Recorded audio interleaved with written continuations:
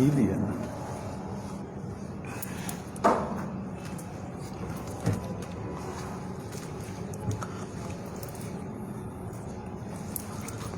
السلام علیکم ورحمۃ اللہ وبرکاتہ۔ مبسملا و محمدلا و مسلیا و مسلما، اما بعد، قال اللہ تبارک و تعالی ان تحکموا بالعدل، صدق اللہ العظیم۔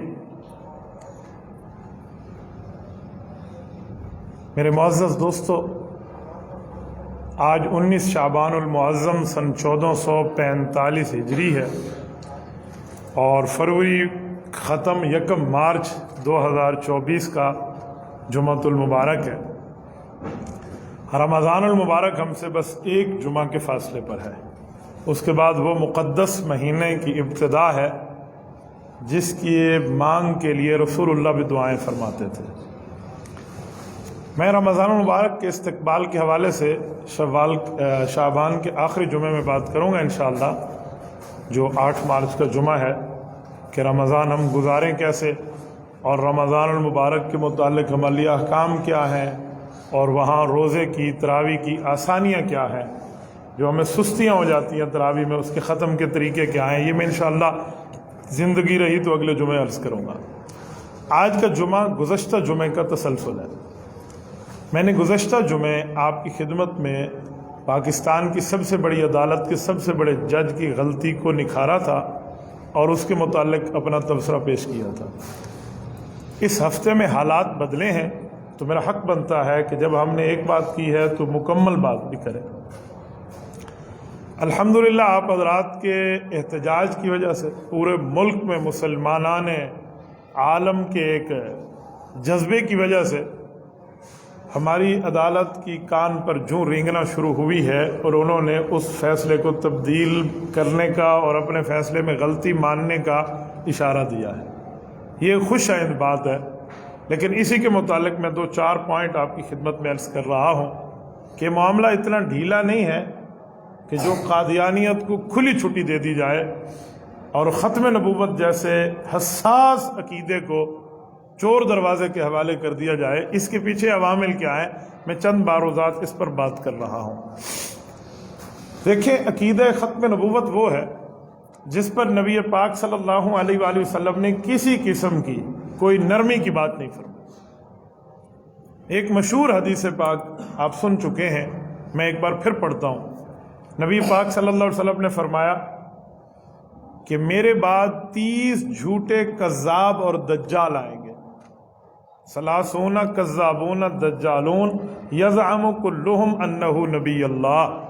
فرمایا وہ 30 جھوٹے آئیں گے، دجال بھی ہوں گے، اور وہ کہیں گے ہم اللہ کے نبی ہیں، اور حضور نے فرمایا یاد رکھنا میں اللہ کا آخری نبی ہوں، میرے بعد نیا نبی پیدا نہیں ہوگا۔ مجھے بتائیں، اپنے مخالف کو جھوٹا کہنا، دجال کہنا، کذاب کہنا، یہ نرمی ہے؟ ہمارے نبی پاک صلی اللہ علیہ وسلم کے اخلاق مبارک کس حد تک ہیں؟ اتنے اخلاق ہیں کہ خود خالق کے اخلاق کو بھی تعریف یوں فرمائی کہ وَإِنَّكَ لَعَلَىٰ خُلُقٍ عَظِيمٍ، محبوبم آپ کے اخلاق بہت اعلیٰ ہیں۔ یہ رسول اللہ صلی اللہ علیہ وسلم کے اخلاق ہیں۔ جنہوں نے گالیاں دی ہیں ان کو سینے سے لگایا، جنہوں نے زیادتیاں کی ان کو معاف فرمایا، جنہوں نے سختیاں کی انہیں راحتیں دی ہیں، جنہوں نے کعبے سے نکالا ہے انہیں مسلمان کر کے کعبے کی چابیاں حوالے کی ہیں۔ اتنے اخلاق کے مالک نبی ختم نبوت پر کمپرومائز نہیں فرماتے۔ ایسے نہیں ہے کہ ختم نبوت میں کوئی ڈھیلا راستہ نکال کر کوئی درمیانی بات کر دی جائے۔ تو اس سے اندازہ لگائیں کہ ختم نبوت کو سختی میں بیان کرنا یہ نبی پاک صلی اللہ علیہ وسلم کے اخلاق سے ثابت ہے۔ اس عقیدے پر نرمی کی بات نہیں۔ یہ یوں نہیں ہے کہ ہم کہیں بھئی عصر کی 4 سنتیں پڑھ لیں تو بھی ٹھیک ہے، نہ پڑھیں تو گناہ نہیں ہوگا۔ یہ ایسا معاملہ نہیں ہے، یہ اتنی چھوٹی سی بات نہیں ہے۔ ایک حدیث پاک اور عرض کرتا ہوں آپ کی خدمت میں۔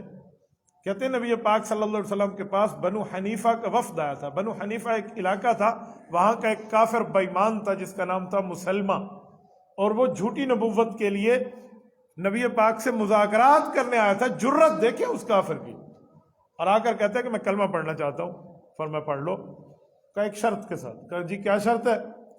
کہ آپ کے بعد نبی میں بنوں گا۔ یہ رسول اللہ صلی اللہ علیہ وسلم کی بارگاہ میں بات کی جا رہی ہے۔ تو نبی پاک علیہ السلام نے نفی میں سر ہلایا تو کہنے لگا اچھا اتنا نہیں ہو سکتا نا کہ آپ کے بعد میں نبی بنوں، تو پوری کائنات کو چھوڑیں، صرف مجھے میری اپنی قوم کا نبی بنا دیں۔ شاطرانہ پن اور چال بازی اس مسلمہ کی دیکھیں کہ مجھے صرف اپنی قوم کا نبی بنا دیں، میں اپنی قوم کو تبلیغ کرتا رہوں گا، اپنی قوم کا وڈیرا سردار رہوں گا، بس صرف اپنی قوم کا نبی ہوں گا۔ اللہ معاف کرے کوئی ہم جیسا ہونا تو وہاں یہ کہے گا چلو ایک دفعہ تو کلمہ پڑھا کے مسلمان کر لو، 100 سال کا کافر کلمہ پڑھ لے گناہ معاف ہوں گے، اللہ پاک ایسا ایسا دل میں نرمی ڈالے گا۔ نہیں، حضور علیہ السلام نے یہ نہیں کرا۔ حضور علیہ السلام کے ہاتھ میں اس وقت ایک چھوٹی سی لکڑی تھی، صحیح بخاری شریف میں حدیث ہے فی یدہ جریدہ وہو ینکث، حضور علیہ السلام کے ہاتھ میں چھوٹی سی لکڑی تھی، وہ گفتگو کر رہا ہے اور نبی علیہ السلام ایسے زمین پر یوں مار کر ان کی بات سن رہے ہیں۔ اچھا آپ یہ کہنا چاہ رہے ہیں، یوں آپ علیہ السلام اس لکڑی کو ہلا رہے ہیں۔ جب اس نے یہ کہا نا کہ چلو مجھے صرف اپنی قوم کا نبی بنا دیں، تو حضور علیہ السلام نے فرمایا قوم کے نبی ہونے کی تو بڑی بات ہے، اگر تو اس کے بدلے میں کہ میں کلمہ پڑھوں اور میں آپ کے بعد اپنی قوم کا نبی بنوں، اس کے بدلے میں نبوت بننا چھوڑو، تو مجھ سے یہ چھوٹی لکڑی مانگے گا نا درخت کی ٹہنی کہ صرف یہ مجھے دے دیں، میں یہ بھی تمہیں نہیں دوں گا۔ یہ اس نبی کے اخلاق کی بات کر رہا ہوں جس نے فرمایا کہ اگر تمہارے دروازے پر کوئی مہمان آئے تو اس کا اکرام کرو۔ کوئی کہہ سکتا تھا کہ گھر آئے مہمان تھا، وہ 1000 کلومیٹر بنو حنیفہ کی بستی سے چل کے آیا تھا، حضور علیہ السلام مدینہ میں، مسلمہ بنو حنیفہ سے آئے۔ اچھا بنو حنیفہ یمامہ پتہ کہاں ہے؟ آج کے دور میں آپ سعودیہ جائیں تو مدینہ طیبہ سے جو سعودیہ میں دارالحکومت ہے نا ریاض، وہاں سے 90 کلومیٹر بھی آگے ہے شمال کی طرف یہ یمامہ۔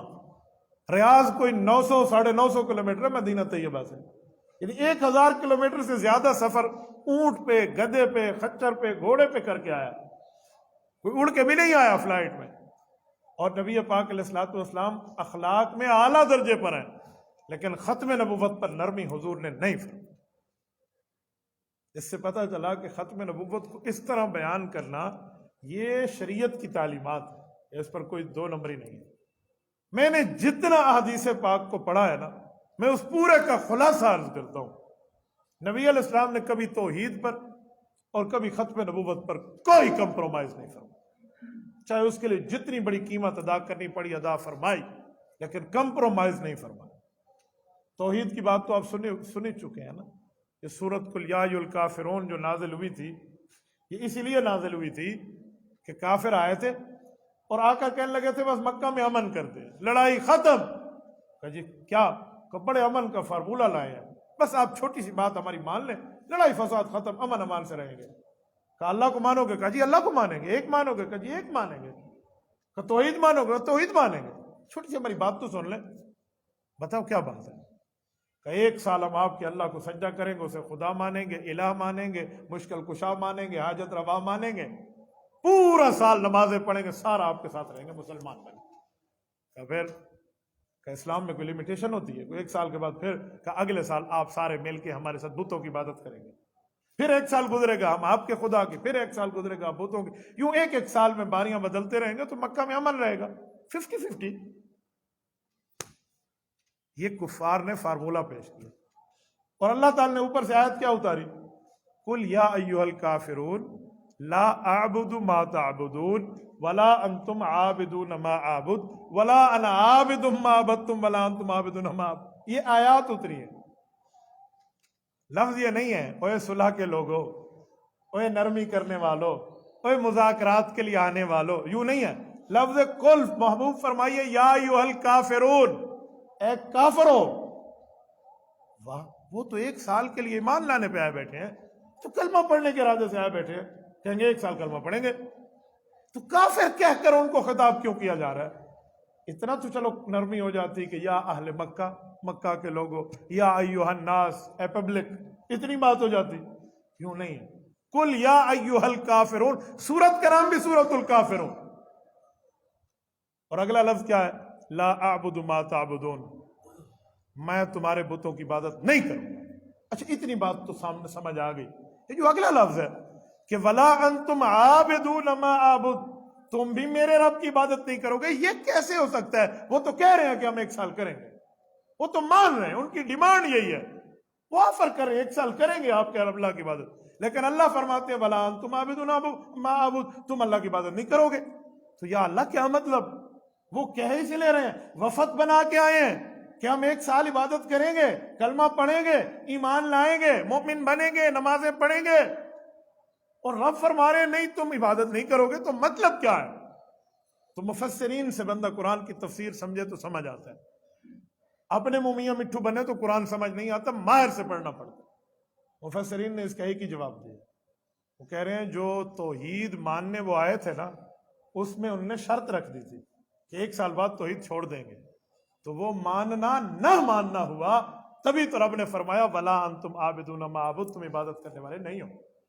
تو پتہ چلا توحید میں ڈنڈی مار کے عبادت نہیں ہے، کلمے میں ڈنڈی مار کے کلمہ پڑھنا کلمہ نہیں ہے، اسلام میں ڈنڈی مار کے اسلام ایکسپٹ کرنا اسلام نہیں ہے، وہ کفر ہے۔ یہ ہے عقیدہ توحید میں حضور کی سختی۔ اس طرح نبی پاک صلی اللہ علیہ وسلم نے توحید کے مسئلے پر سختی دکھائی ہے۔ کوئی ہم جیسا ہو نا تو ہم ایک دوسرے کو دیکھ کے آکوں 1 سال شودیاں نمازاں پڑھ کے دینا، بوت کو سجدہ کران دینا، دل ہی نہ تھی سی صحیح مان گنو، دل بھی نہیں کرے گا 1 سال ان نے نمازیں پڑھ لی، حضور کے پیچھے نمازیں پڑھیں گے، ہمارے مولوی صاحب کے پیچھے کوئی نماز پڑھے اس کا دل بدل جاتا ہے، نبی کے پیچھے نماز پڑھ رہے ہیں، قرآن سنیں گے، 1 سال کی نمازیں ہیں، 2200 نماز بنتی ہے، 2190 نماز، فرض اور واجب کی بات کر رہا ہوں صرف، 6 نمازیں اگر دن میں ملائیں، 5 فرض اور 6 واجب، 2190 نماز 1 سال کی بنتی ہے۔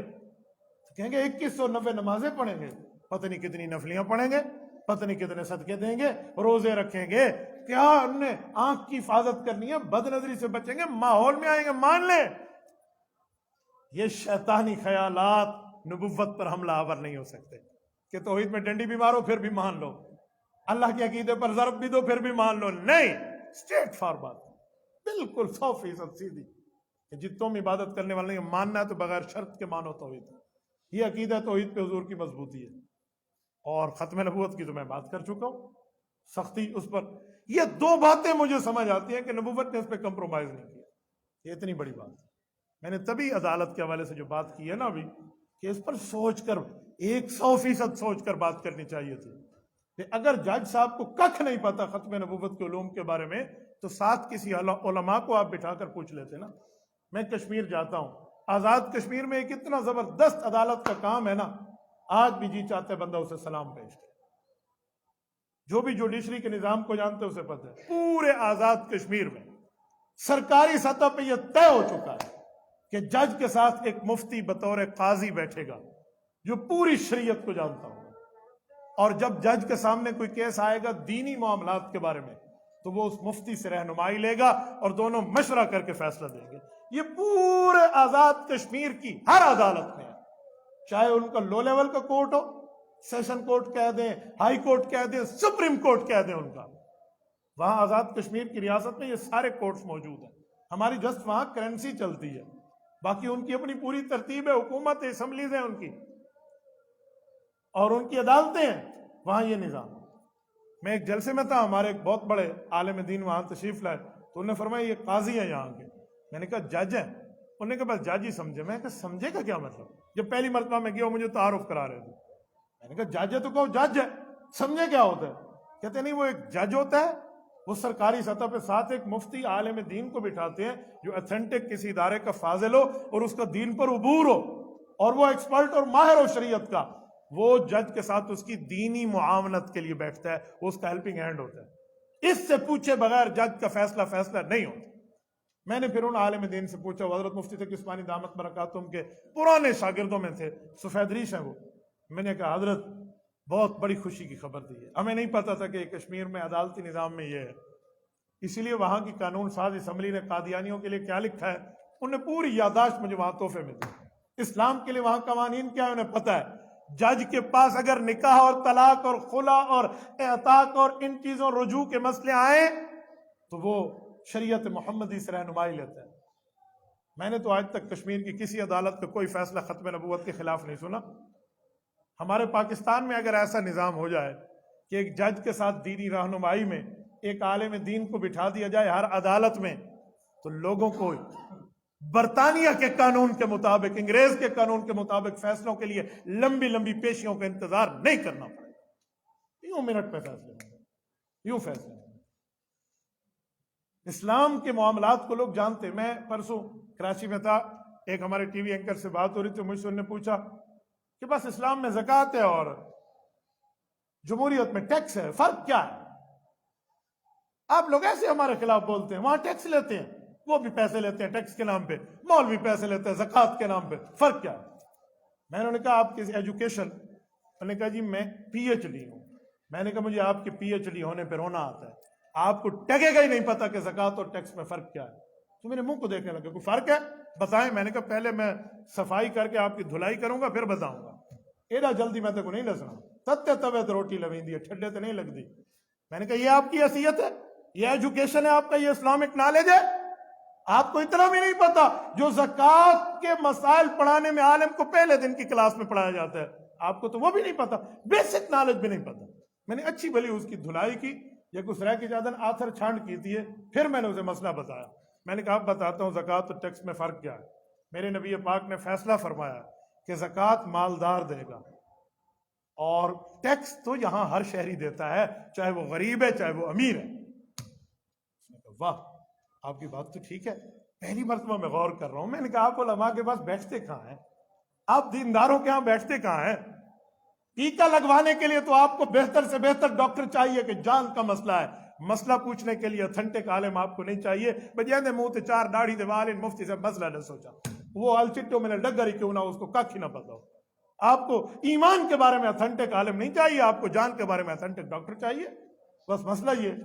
میں نے کہا یہاں غریب کے اوپر زکوٰۃ نہیں ہے، وہ تو لے سکتا ہے، اور یہاں ٹیکس ہر بندے پر ہے۔ آپ ذرا بسم اللہ فرمائیں اور گاڑی پہ بیٹھیں، اور بیٹھنے کے بعد آپ گاڑی چھوڑو موٹر سائیکل پہ بیٹھ جاؤ اور آپ پمپ پہ چلے جاؤ پیٹرول ڈلوانے کے لیے۔ ان سے پوچھیں انٹرنیشنل مارکیٹ میں پیٹرول کی بیرل کی لیٹر کا قیمت کا معاملہ کیا ہے، اور یہ غریب اس کے اوپر ٹیکس کتنا دے رہا ہے۔ ایک غریب، ایک ریڑھی چلانے والا موٹر سائیکل کے پیٹرول پہ بھی ٹیکس دے رہا ہے، وہ بینک کے اے ٹی ایم پہ بھی ٹیکس دے رہا ہے، وہ محصول چنگی کا بھی ٹیکس دے رہا ہے، وہ بجلی کے بل کا بھی ٹیکس دے رہا ہے۔ اس کی اگرچہ انکم نہیں ہے، اسے جرنل سیل ٹیکس اس کے اوپر بھی مسلط ہے۔ اور پاکستان میں وہ اندھا نظام ہے کہ مساجد کی بجلی کا بل آتا ہے، ساتھ لکھا ہوتا ہے ٹی وی ٹیکس۔ اتنا تری اما آ کے ٹی وی رہ دیے، اس پہ ٹی وی ٹیکس ہے مساجد میں۔ آپ میرے لفظ کو غلط نہ سمجھے، یہ میں درد دل سنا رہا ہوں پورے ملک میں گھوم کے۔ یہ عالم ہے جہاں یہ حال ہو۔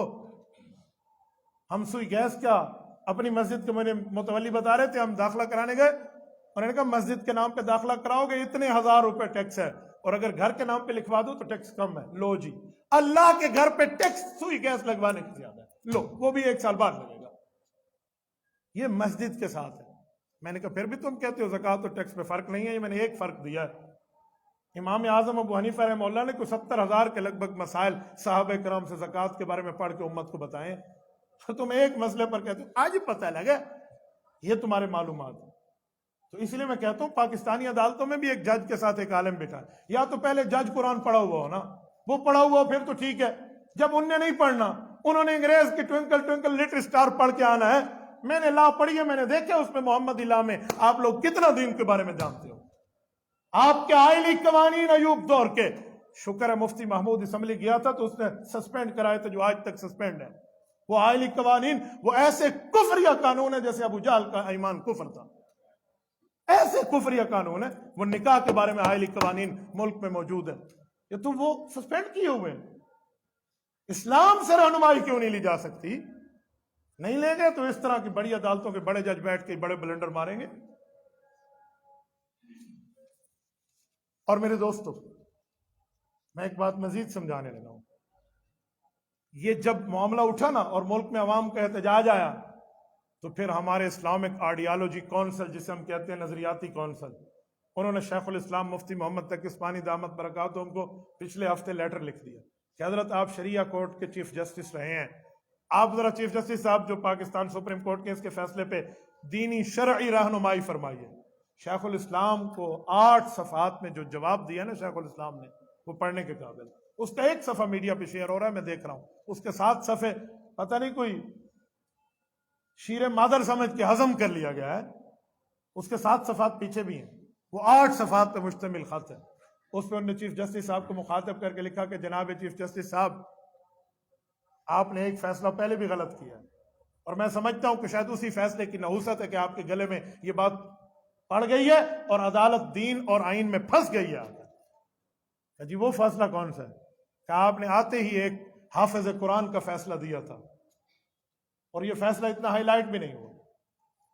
میں مثال دے رہا ہوں، میٹرک میں ہے نا، یا پرائمری میں ہے یا مڈل میں، اور اسٹوڈنٹ حافظ ہے تو اس کو 5 نمبر اضافی ملتے ہیں، کیونکہ یہ قرآن پاک کو پڑھا ہوا ہے، اس نے اللہ کی کتاب کو حفظ کیا ہے. باقی اسٹوڈنٹ سے 5 نمبر اضافی اس کو ملتے ہیں. ہمارے چیف جسٹس صاحب نے آ کر کہا یہ کوئی بات ہے؟ حافظ کوئی ملک کا شہری نہیں ہے، یہ کوئی اوپر سے اوتار آ گیا، اس کے 5 نمبر ختم کر دیں. اس نے ختم کر دیے اسے. اس پر احتجاج ہوا، لیکن ہم خاموش ہو گئے کہ چلو بھیک کیا مانگے ہم اضافی نمبروں کی. یعنی قرآن کی ڈگری کوئی ڈگری نہیں ہے، قرآن کی ایجوکیشن کوئی ایجوکیشن نہیں ہے. تو مفتی تقی عثمانی صاحب نے فرمایا پہلے اس گند کو صاف کریں. آپ نے یہ بلنڈر کیا تھا، حفاظ سے ان کا حق کھینچا تھا. وہ حافظ جس کے ماں باپ کے سر پہ جن نے حفظ نہ کیا ہو اللہ تاج دیتا ہے. وہ حافظ جس کے خاندان کے 10 بندے جہنمی ہو اللہ انہیں جنت دیتا ہے. وہ حافظ جس کو رب قیامت میں فرمائیں گے آ جنت کے درجوں پہ چڑھتا جا، جتنے قرآن کی آیتیں ہیں وہ پڑھتا جا، جنت کے درجے ملتے جائیں. آپ اسے 5 نمبر نہیں دے رہے. گریس مارکس تو ویسے ہی مل جاتے ہیں یار. آپ 5 نمبر اللہ کے قرآن کی عزت اور حرمت کو سامنے رکھ کے بھی نہیں دیتے. آپ نے فیصلہ کیا کہ قوم برداشت کر گئی، خاموش ہو گئی. اب آپ نے ختم نبوت پر بیٹھ کر قادیانیوں کو چور دروازہ دیا، تو انہوں نے پورے آئین کانسٹیٹیوشنلی اسٹیٹس کے ذریعے ایک ایک شک کے اوپر باز کر کے ان کی دینی شرعی رہنمائی کی. حق تو یہ تھا کہ اس خط کے بعد فیصلہ واپس ہو جاتا، لیکن اس کے بعد فیصلہ واپس نہیں ہوا. صرف اتنی بات ہوئی ہے کہ ہم نے کوئی کیس تو ختم نہیں کیا، نظر ثانی کر لیں، 3 ہفتوں کا وقت دیتے ہیں پھر سیٹنگ کر. اب 3 ہفتوں میں پینڈنگ ڈال دیا گیا، لیکن ہمیں امید ہے انشاءاللہ تعالی اس فیصلے کو کسی نہ کسی ٹھکانے لگیں گے. اور مجھے اپنی نوجوان نسل کے اوپر ایک بڑی خوشی ہے قوم میں، کہ جو جتنے چاہے وہ جس سیاسی جماعت سے تھے، مذہبی جماعت سے تھے، جو سیاسی سماجی ان کا علاقائی تعلق تھا، لیکن ختم نبوت کو انہوں نے ایک ہو کر دکھایا. ایک ہو کر، کیا اس پر ہمارا کوئی رولے شولے علی گال کوئی نہیں، یہ ہمارا ایمان ہے. اور اتنے ایک ہو کر ملک کی قوم نے اس کو انٹرنیٹ پر، print media, electronic media, social media, جس میڈیا پر ایسی آوازیں بلند کی ہیں، تو یقین مانیے ایک تاریخ رقم ہو گئی ہے کہ جس عدالت کے لیے یوں سر جھکا کر دنیا بات کرتی تھی نا، آج چوک میں ٹھہر کے ان کے غلط فیصلے کو اس طرح مسترد کیا جا رہا ہے جیسے مسترد کرنے کا حق ہے. بہرحال انشاءاللہ اس سانپ کے دانت نکل گئے ہیں، یعنی اس فیصلے میں معاملہ ختم ہو گیا. یہ کسی نہ کسی ٹھکانے لگے گا، پر آپ نے اپنے جذبے کو نیچے نہیں رکھنا، کسی کو یوں ہی رکھنا. میری گفتگو براہ راست سوشل میڈیا پر نشر اور ہوتی ہے، 1.5 ملین بندہ ایک ایک وقت میں ہماری گفتگو ان تک پہنچ رہی ہوتی ہے. میں اس حوالے سے بھی کہتا ہوں ہم نے اس پر نرمی نہیں رکھنی، برابر اس کو جاری رکھنا ہے. حافظ قرآن والے مسئلے کو بھی، اور انشاءاللہ تعالی ختم نبوت کے مسئلے کو بھی، اس کو بھی واضح کیا جائے گا. اور چیف جسٹس صاحب کہتے ہیں میں نے کیس ختم نہیں کیا. کیس آپ نے ختم نہیں کیا، قادیانی کو آپ نے رہا کر دیا جس نے غلط قرآن کی تفسیر چھاپی ہے. میں اللہ کے گھر میں بیٹھا ہوں، تفسیر صغیر کے اندر پڑھو نا، وہ جو قادیانی تفسیر بانٹتے ہوئے پکڑا گیا، پہلا صفحہ قرآن کا وَبِالْآخِرَةِ هُمْ يُوقِنُونَ. اس آیت کے تحت وہ لکھتے ہیں کہ اللہ نے فرمایا وَبِالْآخِرَةِ هُمْ يُوقِنُونَ، آخرت پر ایمان لاؤ. کہتے ہیں آخرت سے مراد مرزا قادیانی ہے.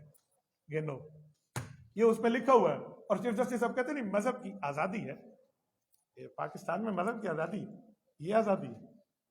اور پھر جھوٹ کیا بولا گیا، قانون تو 2021 میں بنا تھا اور جرم 2019 میں ہوا ہے. غلط بات کیا، قانون 2011 میں بنا ہے، وہ جرم 2019 میں ہوا ہے. صرف اتنی بات ہے کہ اس کی سزا زیادہ تھوڑی بڑھا دی گئی تھی کہ 3 سال سے نکال کے 5 سال قید کر دو، صرف بڑھایا گیا تھا. چلو اب پرانے قانون کے مطابق 3 سال کی سزا تو دے دیتے.